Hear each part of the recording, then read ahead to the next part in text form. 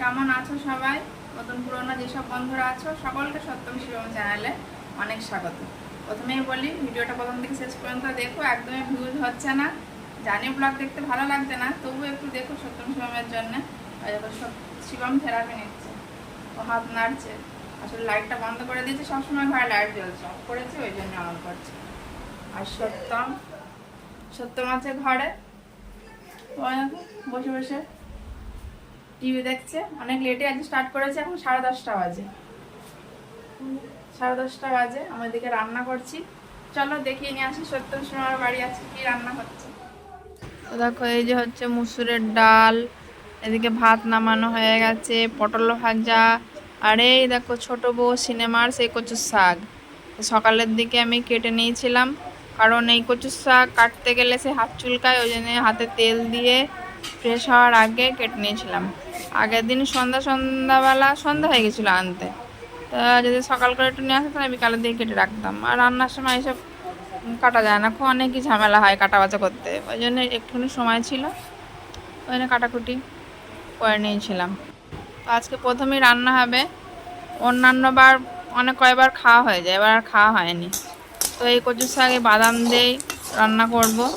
তো কারণ বাজারে যায়নি, বাজারে গেলে একদম ছোটো বউ সিনেমার মতো হয়ে যেত, একদম ইলিশ মাছের মাথা দিয়ে জমে যেত। তো বাজারে যায়নি, আর কি হবে, ওই জন্য বললাম দোকান থেকে বাদাম নিয়ে আসতে, বাদাম দিয়ে রেডি হয়ে গেল কচুর শাক। আর দেখো শিবম থালা রেডি করছে, তো একটা থালা নিয়ে আসছে, তো আর বাকি থালা নিয়ে আসেনি, ওই জন্য বললাম যা আরও সব থালা গুছিয়ে নিয়ে দেখেছো, বাসনের ঝুড়ি থেকে গুছিয়েই নিয়ে আসছে থালা। দাদা ঘরে বসে আছে, ও বসে বসে টিভি দেখছে, ভাই একটু কাজ করছে, মার একটু সাহায্য করে দিচ্ছে, যা একটু কাজ আগায়। তো দেখে বুঝতেই পারছো সত্যম চলে এসছে ছাদে আমার পিছন পিছন। কাজ করে দিলে ভালো।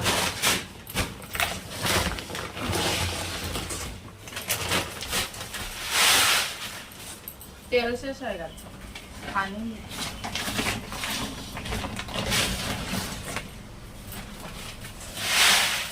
এই 2 প্যাকেট আছে সরিষা, হ্যাঁ সব শেষ হয়ে গেছে।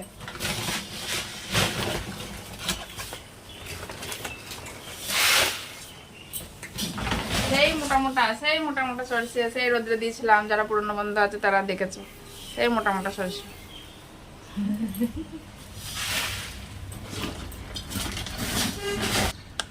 সত্যম খুব আনন্দ পাচ্ছে ছাদে এসে, কদিন আসলে বার হতে পারছে না বৃষ্টির জন্য, তা আছে একটু রোদ্দুর দিয়েছে, আমার তেলও শেষ হয়ে গেছে, ঘানে দিতে হবে, ওই জন্যে সরষেও রোদ্দুর দেওয়া হলো। আর এই যে জ্বালানি পাটকাঠি এই প্রায় শেষের দিকেই হয়ে গেছে, সেই বোনের বাড়ি পাটকাঠি ওই অল্প কটায় আছে, এবার পাটকাঠি নিতে হবে।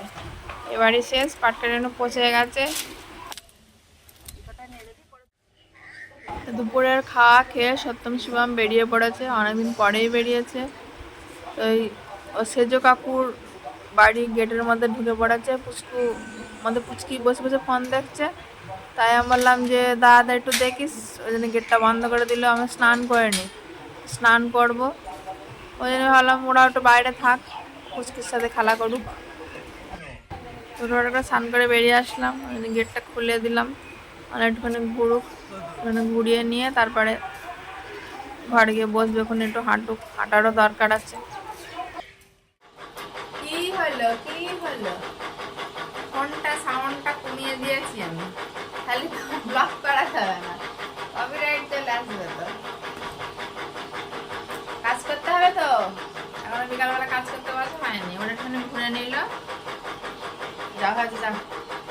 ঘোরার পরে এখন এই বসেছে টিভি দেখতে, গান হচ্ছে, আমি একটুখানি বসেছিলাম, টিভিতে দেখাই হয় না, এই ব্লগ আরম্ভ করে টিভি দেখা বন্ধ হয়ে গেছে।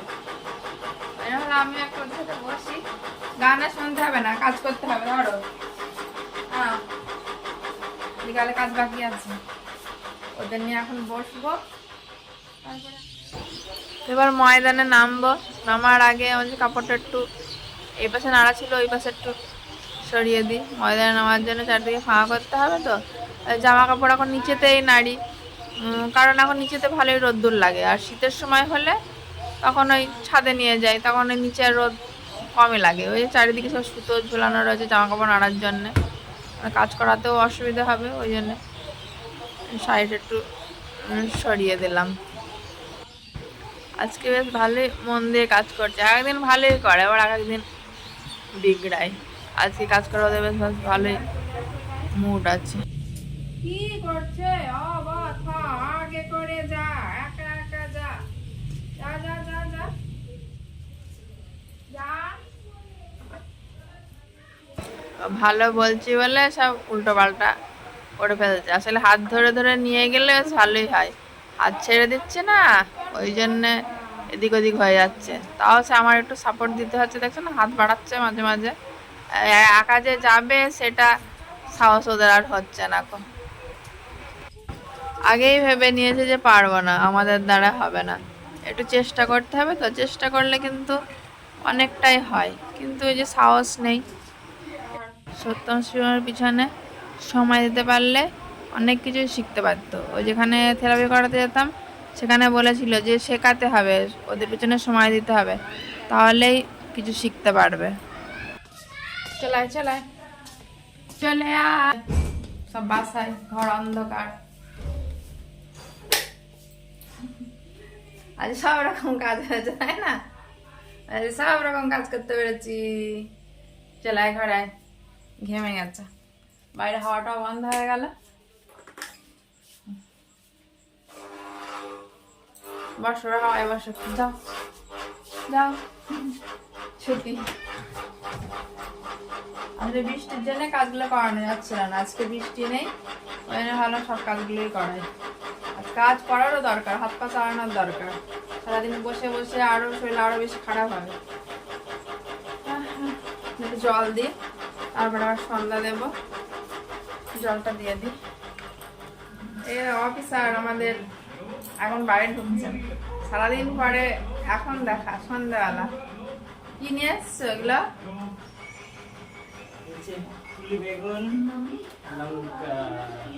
লঙ্কার বেগুন, কাঁচা লঙ্কা, কাঁচা লঙ্কা আর বেগুন। কাঁচা লঙ্কা আমাদের নাই তাই না, মাঠ থেকে বাজার করে নিয়ে আসলো। মাঠে বাজার আছে আমাদের, মাঠ থেকে বাজার করে নিয়ে আসছে। না স্নান করে না, সত্যি সময় খিদে পেয়ে গেছে, আমরা সন্ধ্যার পরে যাবো একটু চা বানাতে। সত্যি খাবে, চা হবে, আর এই বাদাম ভেজেছিলাম, বাদাম, আর হবে চিড়ে ভাজা, ফ্রিজে রাখা ছিল। তোমরা হয়তো ভাববা যে ফ্রিজে আবার কে চিড়ে রাখে, আমি রাখি। আসলে শিবমের সেই পেটের সমস্যা হয়েছিল, পেট গরম হচ্ছিল, তো চিড়ে নিয়ে এসেছিল, ফোটোপাটায় কোথায় রাখবো, ফোটোটা ঢালা হয়নি, ওই সে ফ্রিজের মধ্যে ঢুকিয়ে রেখে দিয়েছে। আজ ওখানে থাকলে ভালো থাকবে। ওই চিড়েটা ভেজে নিয়ে আসি, তো খাবে।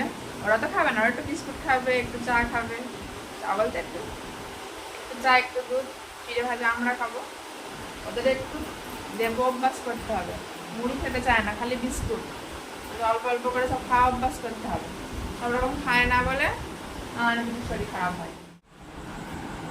চিড়ে ভিজে নিয়ে চলে আসছি, এই যে চা, আর সত্যম শিবমের চা, দুধ।